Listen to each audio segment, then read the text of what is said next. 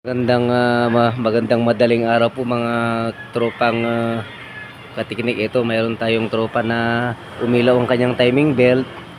So ito papalitan natin ang kanyang timing belt saka drive belt, tapos i-reset po natin. So yan, papunta pa ng pagod po dito. Yan mga tropa, yan ang ipapalit natin. Drive belt, tapos itong original na timing belt.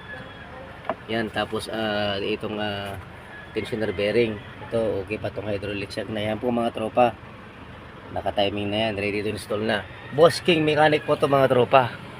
Okay. Meron tayong taga-ilaw. Yan po mga tropa, nasalpak na natin ang kanyang timing belt na bago. Yan o. Ito pati drive belt, mayroong crack. Yan o. Papalitan natin yan ng kanyang drive belt na rin.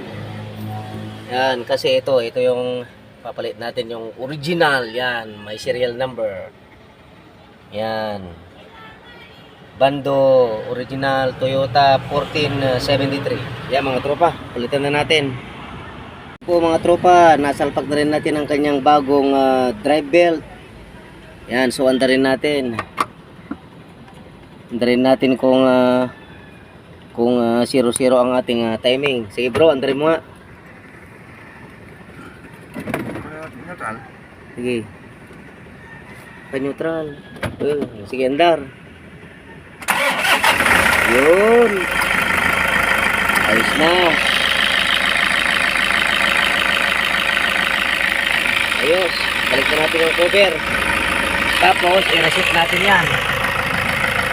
I-reset natin ang kanyang. Yan, i-reset natin.